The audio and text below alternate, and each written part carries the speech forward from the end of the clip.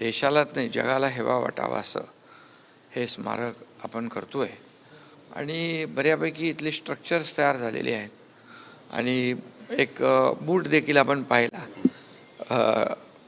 त्या बुटाच्या साईजवरून, लांबी रुंदीवरून बाबासाहेबांच्या पुतळ्याचं भव्य दिव्य स्वरूप डोळ्यासमोर येतं.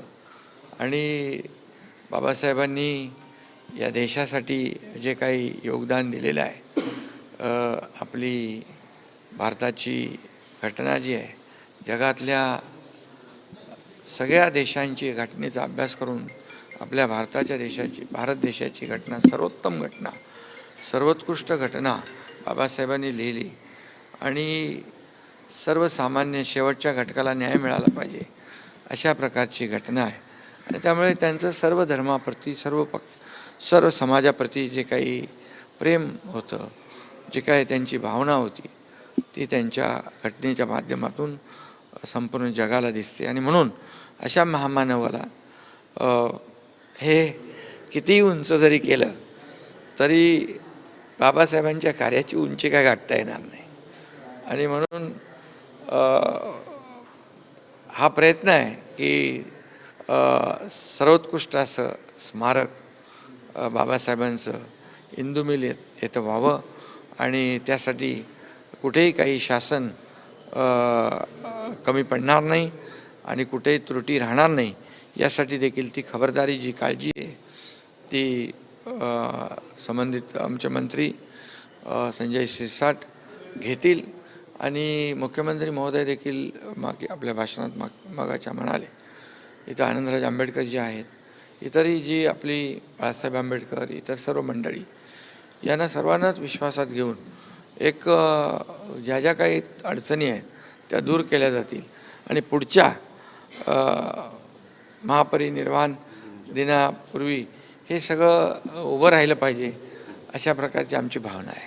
पण तुम्ही स्वतः पाहणी केलेली आहे, काय काय नेमकं अधिकाऱ्यांना सांगितलंय आणि कुठपर्यंत काम आलं असं? मी सांगितलं ना की स्ट्रक्चर जवळपास 80-85%, 95% स्ट्रक्चर पूर्ण झालेले आहेत.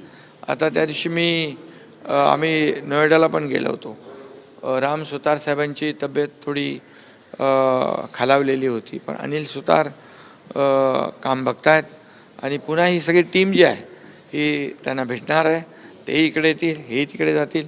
आणि योग्य तो एक पुतळ्याचा जो निर्णय आहे तो युद्धपातळीवर होईल. डॉक्टर बाबासाहेबांचे विचार यांनी संपूर्ण जगभरामध्ये पसरतील आणि मुंबईकडे एका वेगळ्या नजरेनं पाहिलं जाईल हा पुतळा जेव्हा पूर्ण. इथं खरं म्हणजे बाबासाहेबांचा जन्म महाराष्ट्रात झाला, पण त्यांचं जे काही तेज आहे, त्यांचे विचार आहे, पुरे जगामध्ये त्यांच्या विचारांना आज लोकांनी आत्मसात केलं आहे. त्यांच्या विचारांनी आपल्याला प्रेरणा मिळते, ऊर्जा मिळते, शिकायला मिळतं. आणि बाबासाहेबांनी शिक्षणाला फार महत्त्व दिलं. आणि म्हणूनच ते म्हणायचे, शिका, संघटित व्हा, संघर्ष करा. हा जो काय त्रिसूत्री मंत्र आहे तो आजही लोकांच्या मनात आहे. आणि हे स्मारकामध्ये देखील बाबासाहेबांच्या जीवनावर, त्यांच्या विचारांवर, त्यांच्या भूमिकेवर संशोधन केलं जाईल. आणि इथं संशोधन केंद्र देखील या ठिकाणी या वास्तूमध्ये घेतलेलं आहे. आणि म्हणून जगभरातले लोक इथं येतील आणि बाबासाहेबांच्यावर संशोधन देखील करतील. त्यांनी त्यांची भूमिका, त्यांचे विचार, त्यांच्या देशाप्रती प्रेम, त्यांच्या देशाप्रती योगदान आणि त्यांनी लिहिलेली सर्वोत्तम घटना याचा अभ्यासही करता येईल, संशोधनही करता येईल. अशा सगळ्या बाबी ज्या आहेत याच्यामध्ये आपण समाविष्ट केलेल्या आहेत. विरोधक म्हणतात निधी मिळत नाही आहे स्मारकासाठी, तुम्ही काय सांगा? विरोधकांना आता काय सांगू मी? बाबासाहेबांच्या स्मारकाला निधी कमी पडला तर आमच्या सरकारचा उपयोग काय? त्यामुळे बाबासाहेबांच्या घटनेच्या आधारावर देशाचा कारभार चालतो. देशाचे प्रधानमंत्री नरेंद्र मोदीजी तो कारभार पुढे नेत आहेत. आणि आज आपला देश पुढे जातो आहे, आर्थिक महासत्तेकडे जातो आहे. आज 11व्या क्रमांकावर 5व्यावर आला आहे, आज 3ऱ्यावर येणार आहे. ही बाबासाहेबांचीच देण आहे. बाबासाहेबांच्या विचारांमुळे सर्वसामान्य माणूस सर्वोच्च पदावर बसतो. ही बाबासाहेबांची घटना. आणि त्यामुळे बाबासाहेबांच्याच विचाराने आमचं राज्य चालतं आहे आणि त्यामुळे बाबासाहेबांच्या स्मारकाला जेवढं उत्तमोत्तम करता येईल तेवढं आम्ही करणार। सर आने वाले समय में मुंबई में ड्राई डे घोषित होगा?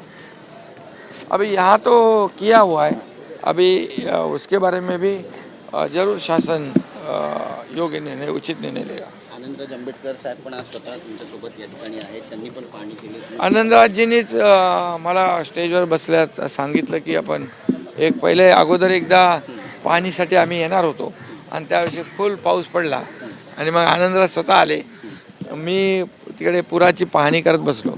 परंतु आज योगायोग आहे की आम्हाला इथं येण्याचं भाग्य मिळालं आणि संपूर्ण परिसर जो आहे हा पाहता आला। आणि ही भूमी जी आहे चैत्यभूमी, बाबासाहेबांच्या पदस्पर्शाने पावन झालेली भूमी आहे आणि याच्या माती कपाळाला लावून आपण नतमस्तक होण्यासारखी भूमी आहे। ही थेट दृश्य आपण या ठिकाणची पाहतोय की आता महाराष्ट्राचे उपमुख्यमंत्री एकनाथ शिंदे, सामाजिक न्याय मंत्री संजय शिरसाट, राहुल शेवाळे, आनंदराज आंबेडकर, राजूजी आणि त्यासोबतच इतर जे मान्यवर नेते पदाधिकारी आहेत ते आता इथल्या कर्मचाऱ्यांसोबत फोटो सेशन करतायत आणि पुढच्या महापरिनिर्वाण दिनाच्या पूर्वी हे जे काम आहे ते पूर्ण होईल ते असं सुद्धा त्यांनी म्हटलेलं आहे। आपण पाहतोय की मागे डॉक्टर बाबासाहेब आंबेडकर यांच्या बुटाचा जो भाग आहे, जो आजच्या प्रसंगी मी एवढं